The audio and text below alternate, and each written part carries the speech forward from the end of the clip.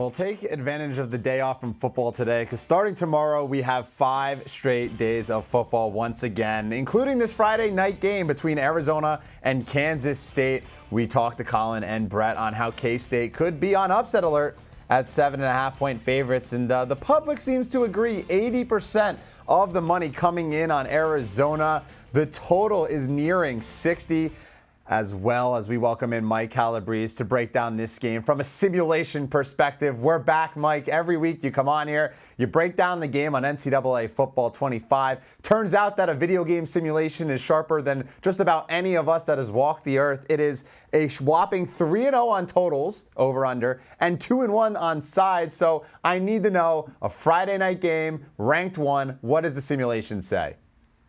All right, I won't, tease this out and build up the drama. Arizona pulling the upset, played basically flawless end to end. They win 48-27 on the road in the Little Apple. They jumped out early on the Wildcats using a pick 6 to build up a 17-7 lead at the end of the first quarter.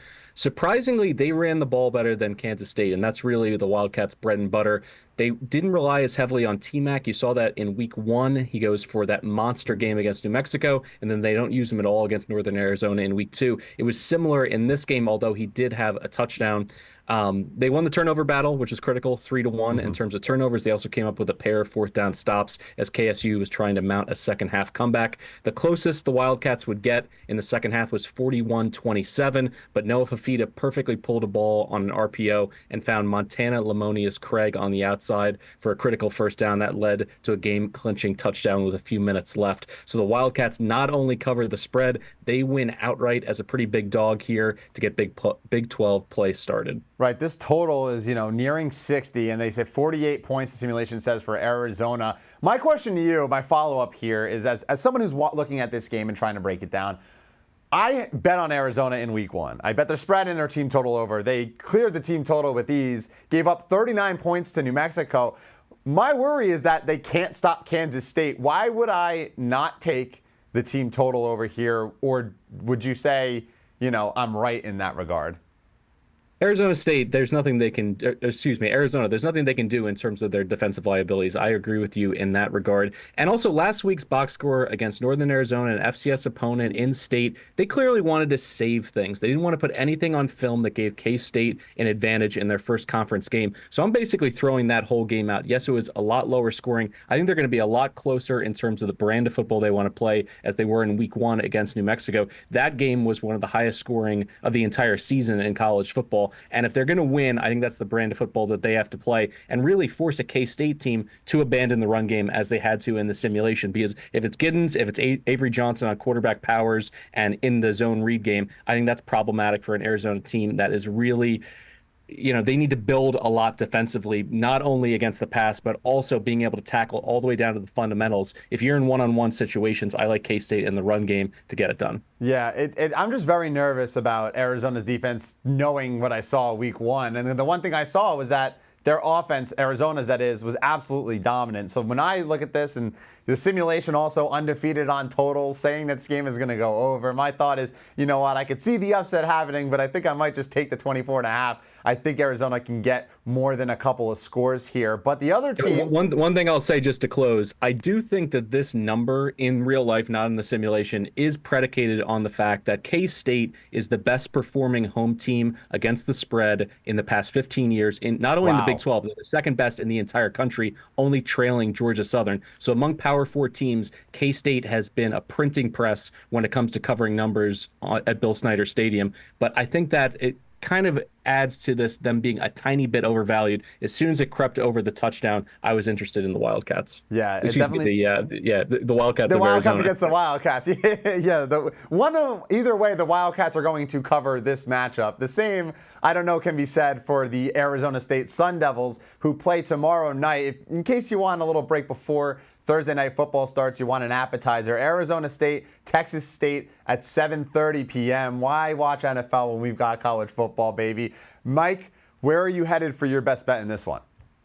I'm going over 60 in this matchup. A rare Power 4 team traveling midweek to play against a Group of 5 team. Texas State is going to have a sellout. It's going to be electric. This is a team that has college football playoff aspirations. I gave them out in the preseason at 16-1. They're coming off one of their best performances in years, a 49-10 drubbing of UTSA. And what did they do in that game? They were able to get on UTSA early and make them abandon the run. And that's critical because Texas State is not very stout in their front. And that game flow really benefited them in that situation. Whereas Arizona State playing against an SEC team last week, they were able to stick with the run, just sledgehammer the Bulldogs. Cam Scatabo goes for 262 on 33 carries. I think he's in for another game over 2 bills in this situation against the Bobcats front 6 that I think is really good when it comes to havoc and getting after the quarterback. But if it's just lining up hat on a hat, I think the Sun Devils are going to be able to move the football. And critically, in the red zone, I think they're going to be able to finish drives in the end zone, not have to rely on their field goal kicker. So going over 60 for a team like Texas State that can kind of ebb and flow pace-wise depending on how things are going. Last year, they were one of the best teams in the country in terms of offensive balance between the pass and the run. But if they're trailing, I think you'll see them go from about the mid-40s in tempo to match an Arizona State offense that's top 25 in tempo. And if it's up and down, back and forth, 90-degree weather in San Marcos, even at night, I think these defenses are going to wilt in the second half, and you're going to see this game played in the 70s.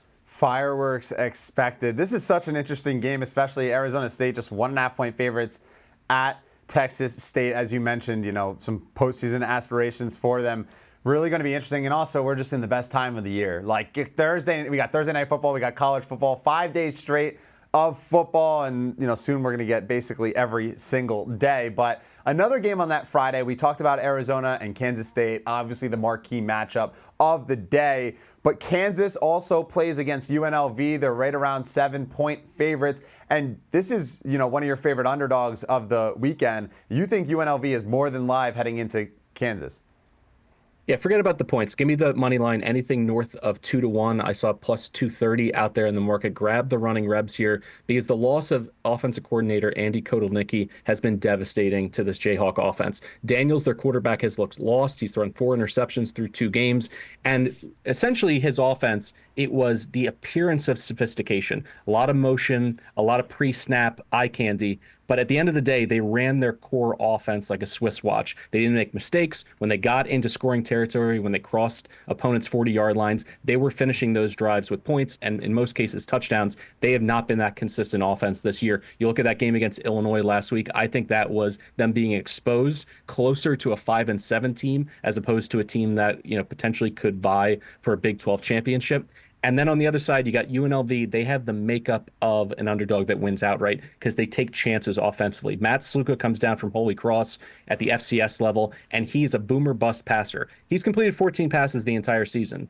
5 have gone for touchdowns. And critically, he is a plus runner. So if they don't spy him and they don't take him seriously, or they try to slant and take away some easy runs from this go-go offense of Brennan Marion, he's going to pull the ball. He's going to be out the back of the offensive line. He's going to hit some really big runs. So I think UNLV is much closer to, let's call it a field goal underdog in this game, as opposed to that critical number of 7. So grabbing the key number, I would advise, but also on the money line, let's roll the dice with the running Rebs. I love this. Kansas and Daniels had such high aspirations, lost Illinois, have not looked good yet. And you mentioned UNLV's success so far. Going into Houston and absolutely beating down the Cats. So another opportunity here, this time going into Lawrence. Mike Calabrese, appreciate you hopping on, and let's see if the simulation can continue its sharp go.